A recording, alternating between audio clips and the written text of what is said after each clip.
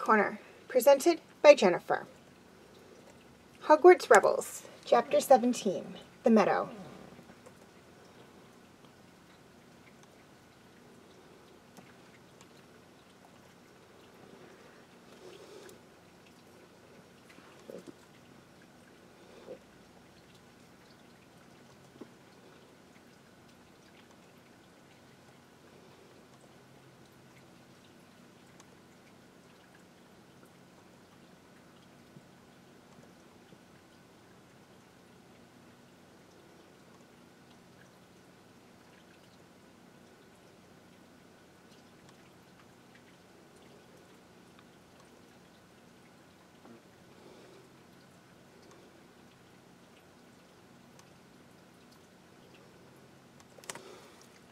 Hara poured coffee into 4 mugs and put the jug on the table again.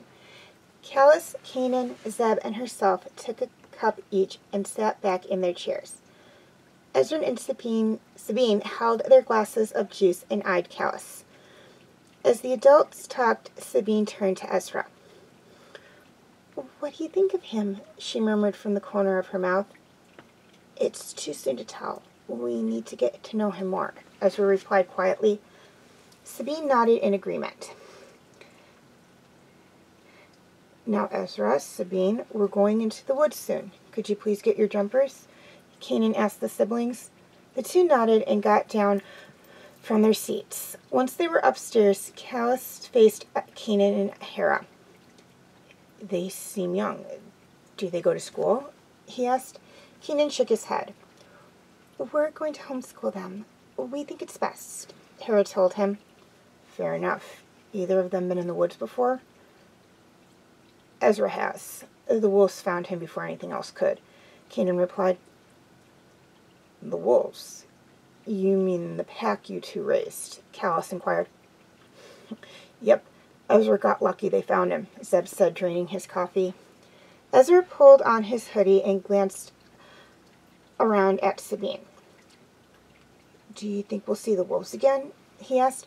"I hope so. Who's your favorite wolf?" Sabine asked. "Mira. I don't know why, but she seems taken to me. I like her for many reasons," Ezra answered.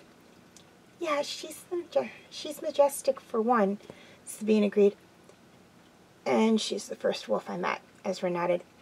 The two went down the stairs back into the lounge where the others were ready to go. The Jarvis family walked on a trail Kanan had created with Zeb. It led to a nice meadow where Sabine and Ezra could mess around with Zeb for a while. Ezra smiled as he looked around at the wildlife. Birds sang and flew from tree to tree while butterflies glided in the air. Wildflowers grew on the side of the pathway and trees blossomed. "Wow, this place is amazing," Sabine sighed. "It's been a while since I've been here. You've accomplished quite a bit, Kanan," Hara said. "Thanks, Hara. But Zeb helped too." Kanan put a hand on his son's shoulders with a smile. His offspring returned the expression. It wasn't long before they reached the meadow. Sunlight shone in beams across the rock-dotted grass. "Incredible," Ezra said. "You guys go have fun." Hara smiled at the 2 Berger siblings. "Zeb, keep an eye on them and make sure they don't do anything too reckless." Zeb nodded and followed the excited kids. Kanan, Hara, and Hara walked around the area, talking about the different trees and plants in sight. Ezra climbed on a boulder that overlooked the meadow. "I'm king of the world," he yelled. Zeb rolled his eyes at his little brother with a smile. "Hey, Zeb, catch!" Ezra called, jumping.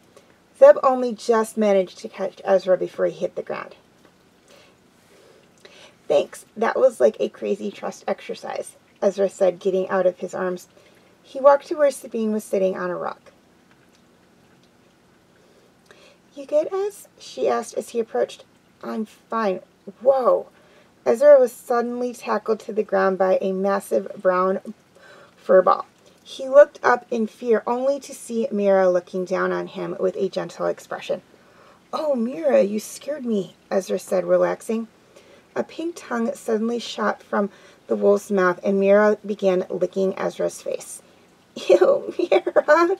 Ezra laughed as his face was covered in slobber. Zeb and Sabine watched with amusement as Ezra was pinned to the ground by the wolf's paws and being licked to death. The adults heard Ezra's laughter and looked over. They smiled at the sight. Okay, Mira, you don't want to drown him, Kanan said as they went over. Mira got off Ezra and affectionately rubbed her face against his. Ezra scratched her chin and stood. What you doing all the way out here on your own, girl? Ezra asked. Mira looked over her shoulder where the rest of the pack came trotting from the woods. Sabine watched cautiously as a gray wolf went over to her and looked at her curiously. Sabine patted it after a few seconds' hesitation. What's this one called? She asked. That one's called Ursa. She raised her own cub, Hara replied, pointing to another gray wolf. His name is Tristan. Blade went over to Callus and walked in front of his knees, rubbing against his knees. Hey, buddy, Callus smiled, stroking the wolf's back. Callus named Blaze. The two have always had a good bond. Kanan explained to Ezra and Sabine, who nodded. Ezra sat on a rock where Mira jumped up behind him and laid down, her head by his hip and tail laying on his legs. Ezra petted the wolf, who made grumbly purrs. Mira's never been so affectionate to anyone like that, Ezra, Hara commented. You must have adapted a bond with her, Callus suggested. Ezra looked down at the wolf with a smile. Maybe, he thought. Ezra and Sabine fell asleep at the meadow. While the adults and Zeb took a last look around, the Bridger siblings cuddled up with their wolf friends and fell into slumber. Kanan carried Ezra while Callus took Sabine. They walked their way back to the house after saying goodbye to the pack.